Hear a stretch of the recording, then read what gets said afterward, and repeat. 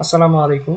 বন্ধুরা, আপনারা অনেকেই অবগত আছেন যে গত ৯ জুলাই ২০২৬ তারিখে বাংলাদেশ সরকারের হিসাব মহানিয়ন্ত্রকের কার্যালয়ে একটি বিশাল নিয়োগ বিজ্ঞপ্তি প্রকাশিত হয়, যেখানে পদসংখ্যা ছিল ৫২৭টি।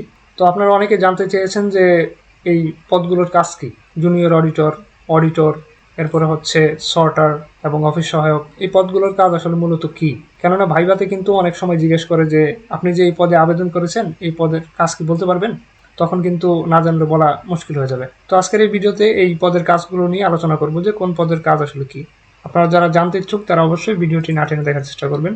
আর হিসাব মহানিয়ন্ত্রকের কার্যালয়ে কিন্তু আবেদন প্রক্রিয়া ইতিমধ্যেই শুরু হয়ে গিয়েছে ৬/৮/২০২৬ সকাল ১০টা থেকে, আর শেষ হবে ২৭ আগস্ট ২০২৬ বিকাল ৪টায়। এর মধ্যেই আবেদন করার চেষ্টা করবেন। আর আপনারা যারা সরকারি চাকরিতে আবেদন করতে ইচ্ছুক কিন্তু কিভাবে আবেদন করতে হবে তা জানেন না, তারা চাইলে আমাদের মাধ্যমে যে কোনো সরকারি চাকরিতে আবেদন করতে পারেন। সেক্ষেত্রে এই হোয়াটসঅ্যাপ নাম্বারে যোগাযোগ করবেন। এছাড়া সরকারি চাকরির প্রস্তুতির জন্য পিডিএফ সাজেশন নিতে পারেন এবং বইও আমাদের কাছ থেকে নিতে পারেন। এই হোয়াটসঅ্যাপ নাম্বারে যোগাযোগ করলেই হবে। প্রথম যে পদের কাজ নিয়ে আলোচনা করব সেটি হচ্ছে অডিটর। দেখতে পাচ্ছেন ৩৭৮টি পদে লোকবল নিয়োগ করা হবে।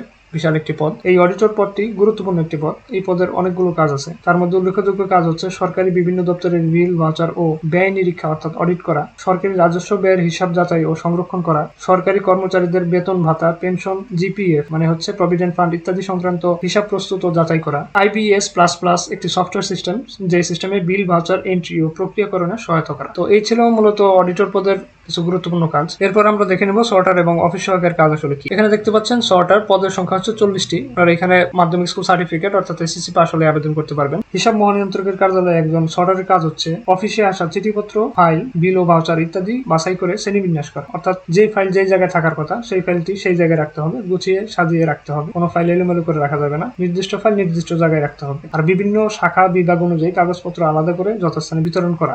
রেকর্ড ও ফাইল গোছানো এবং সংরক্ষণে সহায়তা করা মানে হচ্ছে ফাইলপত্র গুছিয়ে ঠিক মতো সংরক্ষণ করে রাখা।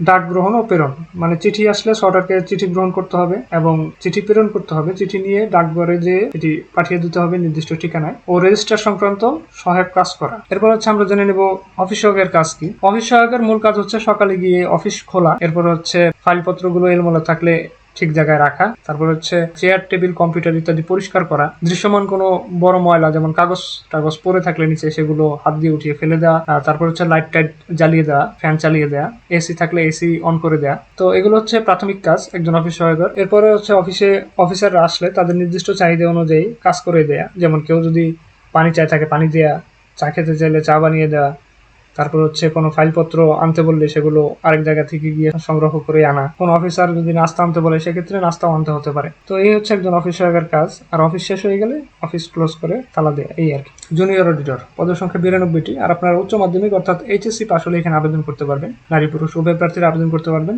তো এই জুনিয়র অডিটরের কাজ হচ্ছে মূলত অডিটরের কাজের মতোই। একজন জুনিয়র অডিটরের আন্ডারে কাজ করে থাকে। আমি আগেই বলেছি যে অডিটরের কাজগুলো কি কি, ঠিক তেমনই হচ্ছে জুনিয়র অডিটরের কাজ। সরকারি বিভিন্ন দপ্তরের বিল, ভাউচার ও ব্যয় নিরীক্ষা করা, সরকারি রাজস্ব ও ব্যয়ের হিসাব যাচাই ও সংরক্ষণ করা, সরকারি কর্মচারীদের বেতন ভাতা, পেনশন, জিপিএফ ইত্যাদি সংক্রান্ত হিসাব প্রস্তুত ও যাচাই করা। মানে জুনিয়র অডিটর প্রাথমিকভাবে যাচাই বাছাই করে হিসাব নিকাশ করে রাখেন।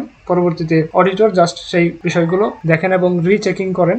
তারপর হচ্ছে কোনো ভুল ভ্রান্তি থাকলে তা সংশোধন করে দেন। জুনিয়র অডিটর হচ্ছে আসলে অডিটরের সহকারী বলা যায়। তো এই ছিল কাজের বিবরণ। যদি আরো কোনো প্রশ্ন থাকে আপনারা চাইলে কমেন্ট বক্সে লিখে জানাতে পারেন। আর ভিডিওটি ভালো লাগলে অবশ্যই একটি লাইক করে দেবেন। এই ধরনের আরো ভিডিও পেতে চাইলে আমার চ্যানেলটি সাবস্ক্রাইব করে রাখতে পারেন।